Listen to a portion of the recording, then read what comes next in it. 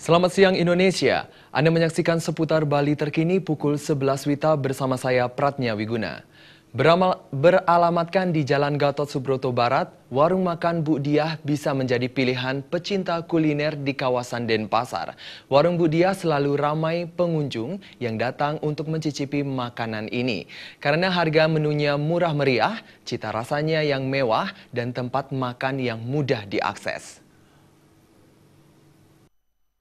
Pencinta kuliner bisa datang ke warung makan Bu Diah yang beralamatkan di Jalan Gatot Subroto Barat untuk mencoba makanan Bu Diah yang berasal dari Kabupaten Karangasem ini.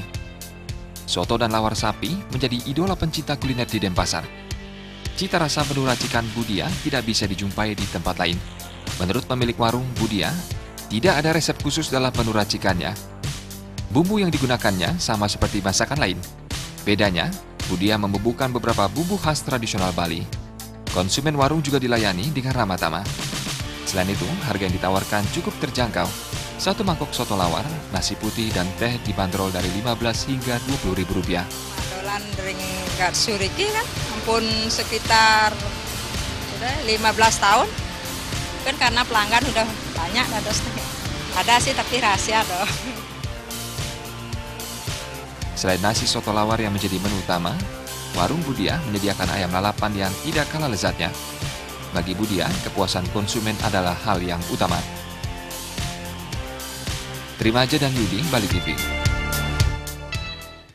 Pemirsa, demikian seputar Bali terkini kali ini. Terima kasih atas perhatian Anda. Selamat siang.